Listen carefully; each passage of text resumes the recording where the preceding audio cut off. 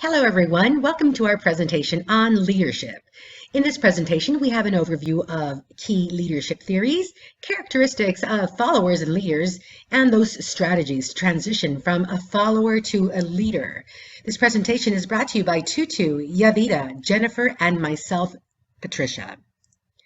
I'll be going over some of the theories. It includes transactional, transformational, situational, path, goal, and servant. Let's start with the transactional leadership theory. The transactional leader demonstrates a managerial and direct style of authority that's vested in the organizational position, where incentives and penalties are used to influence behaviors. This type of leadership is a process by which there's an exchange of one thing for another. Do, and I shall reward you. Managers basically exchange one thing for another, and the goal here is incentivized through extrinsic motivation. An example at my pediatric facility, the facility director sets short-term goals for all the front office staff, clerks, and clearly voices the reward. It's about breaking even with the amount of units generated weekly. The more patients that show up for their appointments, the closer the team gets to the break-even goal. And once that number is reached, each team member receives a monthly monetary bonus. He directs, sets clear goals, and clear rewards. Transactional. In contrast, the transformational leader inspires and motivates his followers while they admire and respect him. He challenges the processes, inspires a shared vision, enables others to act, models the way, and encourages the heart. This motivational leader increases awareness of what is right while elevating followers' needs for achievement and self-actualization. The goal is mostly incentivized by intrinsic motivation. At my work setting as an administrator of a multidisciplinary team, the focus is to motivate the team and inspire them to work for a common cause, the patient. In April, we celebrated Autism Month, and I shared my vision of having activities throughout the month with my team to invite them to brainstorm and generate unique activities and tasks for autism awareness. So together, the team moved forward to celebrate the month by educating and engaging our families and patients with daily presentations and fun activities. I had a vision, I shared it, and the team together shared the vision while together accomplishing the mission. Transformational leadership, moving forward together. The situational leader adapts based on the level of the employee, and what we refer to as the situation is basically based on competence and commitment. No one size fits all. The leader must adapt to the situation. In situational leadership, one finds their core competency. It also means working as a team, letting the person with the relevant core competency for a specific situation take charge. At my facility, in case conference meetings about patient care, our medical director serves to facilitate decision-making. He is being the situational leader because as we discuss a patient who demonstrates characteristics of autism but has no diagnosis, the team discusses those behavior interventions, redirective strategies, and how to educate the caregiver and get them involved, all while the medical director guides us as we together as a team to make the decision to refer out to a neurologist for an evaluation. The medical director is using each of our core competencies so that together we make the best decision for the patient. In Path Goal, a modification of the situational leadership theory, but here the leader sets a path to a specific goal for a specific member. It centers around leaders motivating an employee to accomplish their designated goals and also how to work setting and the followers to influence the leader. An example is, we had a goal to design a different brochure for an upcoming community event centering around health and well-being. So we wanted to make a one-of-a-kind brochure for the event. One of our SLPs, Jessica, a great artist. She loves to paint and it's so creative. So we used Jessica's talents to design the facility's brochure. She was encouraged and happily volunteered, while I fostered her confidence and ability to accomplish the goal. Finally, while it overlaps a bit with transformational theory, the servant leadership theory focuses on the relationship between the leader and the follower. It focuses on the organizational performance as a secondary priority. In essence, the leader serves the follower by being present and building trust, cooperation, reciprocal service, all leading to a result of higher performance. In the healthcare industry, and as therapists, we aim to serve our parents, our patients, families, and even our fellow healthcare workers.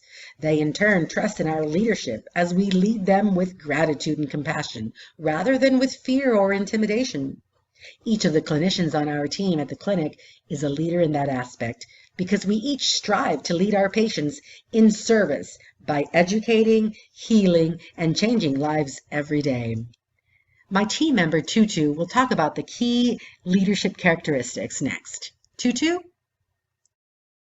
Thanks, Yadira. We continue our discussion with key leadership characteristics. They include emotional intelligence, resilience, innovation, communication, inspiration, education, appreciation, inclusion, and reflection. Emotional intelligence is one of the most important characteristics of leadership. It is comprised of self-awareness, self-regulation, motivation, empathy, and social skills. These 5 skills enable the best leader to maximize their own and their followers' performance. Self-awareness is defined as understanding one's emotions, strengths, challenges, drives, goals, and values, and their impact on others.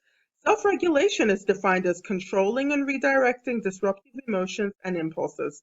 Motivation is being driven to achieve for the sake of achievement. Empathy is considering others' feelings, especially when making decisions. Social skills concern managing relationships to move people in desired directions. Our next characteristic is resilience. Kotter identifies resilience as a key distinction between management and leadership. Management is about coping with complexity, whereas leadership is about coping with change. Goleman discusses how self-regulation is a component of emotional intelligence required for resilience. Mastery over the ability to redirect and regulate natural impulses means we don't have to be the prisoner of events when challenges come our way in organizations. Resilience thrives in optimistic perception of change. Is the glass half empty or half full or both? Resilience really relates to the survival of the fittest theory, where Kotter discusses how major changes are making it increasingly necessary to survive and compete effectively in modern society. He explains that increased change mandates increased leadership. Innovation. Innovation is creativity utilized to implement new ideas. Innovation is a tool that organizations utilize to manage environmental challenges. It facilitates consistent learning and performance improvement. Innovation challenges traditional thoughts and actions. The absence of innovation encourages risk aversion and discourages growth. Inspiration. Inspiration requires components of emotional intelligence, including social skills, empathy, motivation, all of which inspire others to want to improve their performance. Social skills lead to persuasiveness, which leads to inspiration. Empathy means individualized treatment according to unique needs. Awareness of individual needs leads to knowledge of what motivates them. Credibility is required to sell visions of alternative futures. In his discussion regarding leadership functions, Kotter explains the distinction between employee organization and employee alignment, and how employee alignment is a way to give employees a voice by giving them the freedom to share and implement their ideas, instead of telling them what to do and how to do it. Communication. Communication consists of verbal and nonverbal communication. Nonverbal communication, including eye contact, facial expression, gestures, tone of voice, and posture, is very important when it comes to managing an organization. And of course, leadership. Hines and Laurie discuss the importance of effective verbal and nonverbal communication in communicating confidence to increase employee and client trust in the company during times of uncertainty. Increased communication leads to improved social skills. Listening to the client and understanding their needs leads to responding with a unique solution. Sometimes we don't listen to understand, we listen to respond, and more effective results are achieved by the latter. Social skills, an important component of emotional intelligence, include relationship management and rapport building. Education. Knowledge is power. In his article, Goleman discusses how emotional intelligence can indeed be learned. Research indicates that the limbic system learns best through motivation, extended practice, and feedback. Limbic training helps individuals break old behavioral habits and establish new ones. Goleman utilizes the example of how an executive could increase her empathy for others by practicing her listening skills, requesting feedback from colleagues, and observing those who listen well. Education is a very important leadership characteristic when it comes to regulating distress and accepting learning pace. Hines and Laurie discussed that a good leader understands that people only learn so fast. Understanding this by regulating distress helps employees manage responsibility in a healthy way. Hines and Laurie state that too often, senior managers convey that everything is important. They overwhelm and disorient the very people who need to take responsibility for the work. I myself have experienced this working for a school district as an employee. This school year, the Texas Education Association came to our district and did a review of the things that they felt were not in order. As a result of their review, we were forced to take on double the evaluations that we usually would in a school year. So instead of doing maybe like 10 to 15 evaluations during the school year, I did 35 evaluations. And this was on top of my regular caseload and all the responsibilities that are associated with that. As an SLP, I carry a license, and it becomes very difficult to produce the same quality of work when you are expected to perform double or triple the work with the same amount of time and resources. As leaders, we must learn to regulate the stress by increasing our delegation of responsibilities in our organizations. We must accept the learning pace of our employees and understand that the quality of work they produce reflects the quality of our organization. Our next leadership characteristic is inclusion. In his discussion regarding the makings of an effective executive, Drucker advocates for saying and thinking we. A leader has no authority without the trust of the company. Inclusion means thinking of others before yourself. Inclusion facilitates a culture of leadership by increasing visibility of young employees to senior management, providing leadership and training with the opportunity to manage increased responsibility by creating challenging opportunities for younger employees at lower levels. And lastly, inclusion reflects appreciation. Potter discusses how well-led businesses recognize and reward managers, for example through promotion, who successfully develop leaders as an incentive to identify individuals with leadership potential early on. Appreciation is our next leadership characteristic. According to Goleman, appreciation encourages employee motivation. Goleman says that motivation encourages optimism even in the face of failure. This is indispensable in modern times where employees often feel financially undercompensated. Goleman discusses that motivation is a passion to work for reasons beyond money or status. A few words of recognition go a long way and contribute to employee retainment. As SLPs, we are taught to teach children with positive reinforcement. When a child makes 5 errors and does one thing correctly, focusing on praising them for what they did right encourages them to want to improve on their errors. The same principle can be applied to adult leadership. Employees will always make mistakes, but praising their strengths first before discussing challenges is more effective. Instead of criticizing what they did wrong, praise what they did right. Even when criticism is necessary, optimistic, constructive criticism helps create positive outcomes. Reflection. Reflection requires self-awareness, a vital component of emotional intelligence. Reflection can also include self-evaluation, requesting feedback, for example, with anonymous employee surveys, which actually we just did this school year, where our school district asked us as employees to give our opinions regarding certain factors and give some advice to them regarding things that we felt could be improved in the organization. Personal humility is vital in self-reflection. Reliance on inspired standards versus inspiring charisma to motivate. In home health, I used to experience challenges with managing behavior when treating children with autism. Unmanaged behavior significantly decreases the child's ability to learn the skill I am teaching. I would become frustrated, the child would become further frustrated, and the session would be unsuccessful. I blamed the child until I realized instead that I needed to reflect and examine my own behavior to identify what I needed to change in myself to change the situation. I began with altering my body language. When the patient began demonstrating frustration that could lead to increased behaviors, I did not let it show in my facial expression that I was influenced in any way by their change.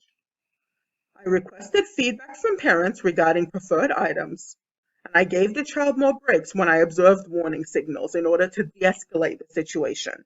Reflection truly helps me become a better clinician and continues to increase my emotional intelligence as a leader. There you have it, the key characteristics of leadership. Now let's discuss followership. Take it away, Yadira. Hi, I'm Yadi. Patsy and Tutu have discussed leadership theories and how leaders are defined based on those theories. I want to introduce you to the biggest piece of the puzzle, since it represents up to 90% of the workforce within an organization, which is the follower. Aristotle once said, "He who cannot be a good follower cannot be a good leader." People are often mistaken and think that followership is a characteristic trait, that somehow it defines the person as possessing some lesser qualities and intelligence than that of a leader. However, followership is not a person, it is a role. The same characteristics that define a good, effective leader are the same characteristics that define a good, effective follower. Followership equals leadership. Both individuals, the follower and the leader, may be the same person playing different roles throughout the day. Therefore, their contributions to the organization are synonymous. They both contribute to the organization by being responsible, being courageous to assume responsibility, engage in serving the organization's purpose, mission, and challenge the status quo to improve processes and to aid in transforming and improving the organization overall. And they both must know when to leave when their philosophies and their ethics or moral compass is no longer in alignment with the organization. The term of leadership and followership are not mutually exclusive. In transformational leadership, leaders and followers transform one another. The success of a leader is often codependent on successful and effective followers. Leadership can sometimes be situational. The style a leader chooses to implement with an employee is much like any other tool and should be used with calculated analysis. As Benincasa stated, the leadership style a leader chooses to implement is much like a golfer choosing their golf club to improve their game. As demonstrated in path goal theory, followers sometimes need a clearly defined path. This is especially true when you have a brand new clinician. For instance, in the clinic, when I receive a new clinical fellow to mentor, it is customary for us to engage in clearly defining the expectations, what is needed to obtain a competence score for each segment, real life examples of how to excel, and therefore the mystery of how to do their job is removed since it has been clearly defined. The clinician also participates in setting goals, which gives them ownership and confidence of what is needed to excel in their job. In our field, these clearly defined expectations at the beginning are necessary to move a clinician across Anderson's continuum from dependent to independent. It is important to understand the categories of how followership is measured because, as stated before, followers represent 80 to 90% of an organization. The diagram you see comes from the work of Robert Kelly. He defined the categories as follows. The alienated follower points out the negative aspects of the organization or of others. They are your Debbie Downers who are always complaining. In the middle, we have the survivors. They are the conformists. They demonstrate minimal independent thinking, so they take orders eagerly but defer to authority for direction. In the upper right-hand corner, we have the effective followers. They are your exemplary followers. They are the followers who effectively and willingly takes on tasks and assignments with confidence. The passive yes people are dependent on the leader and require constant direction and attention. In the lower left-hand corner, we have the sheep. They are the pragmatic, the good old sheep who performs when instructed, then stops. The overall success of an organization can be described by the synchronicity between a leader and an effective follower, because as the Swahili proverb states, a boat doesn't move forward if each one is rowing their own way. It epitomizes the importance of an effective follower to an organization. Effective followers strengthen their relationship with their leaders in order to maximize transformation. They motivate themselves and others. However, these intrinsic traits are often aspects of an active process that are clearly distinct from being a team member. Successful, effective followers demonstrate motivation and commitment to their organization. They build competence by seeking training and don't expect the training to come to them, so they perform at a higher standard than it expected. In healthcare, this is often the clinician who seeks continuing education in an area of interest, regardless if the company is paying for their CEUs. They also demonstrate a high moral compass, which in turn tends to inspire others, and they become representatives or ambassadors of their organization, which empowers and transforms the corporation as a whole. It also improves patient care as it improves processes and overall job satisfaction. So how does a follower become recognized within their organization that transforms them into a leader? Ms. Jennifer will discuss that. That an individual has to have the right stuff. That being a leader is an art, not a science. Various situations require different types of leadership. Keeping in mind that a high IQ and technical skills are not the essential keys to leadership success. So if a follower wants to transform into a leader based on emotional intelligence, they have to look at several concepts such as high self-awareness, self-regulation, motivation, empathy, and social skills.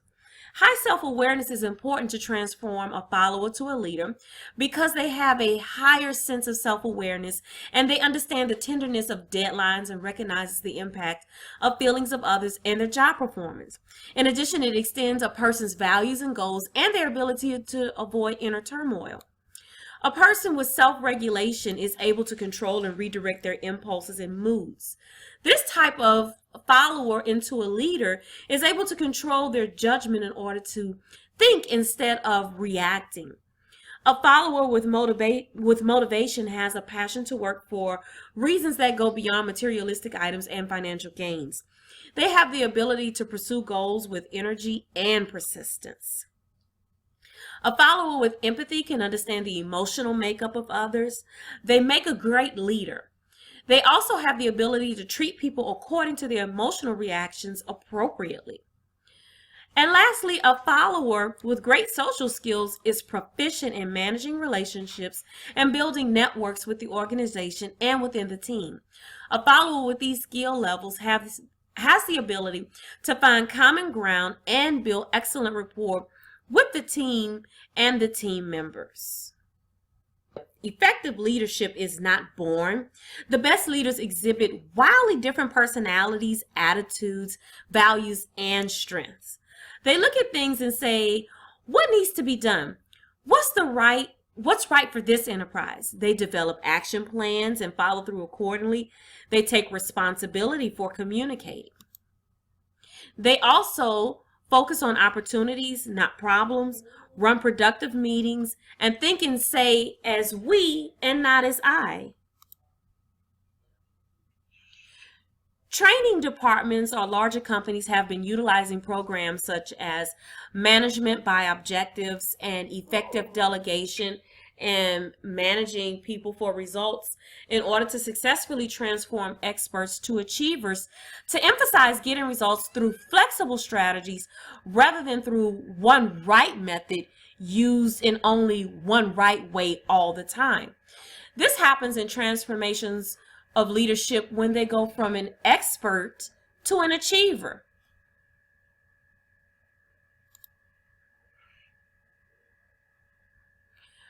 Once that transformation from an achiever to an individualist happens, the development of the leader goes well beyond the achievement action logic, which requires a different tact from the necessary to bring about the expert to the achiever in the transformation.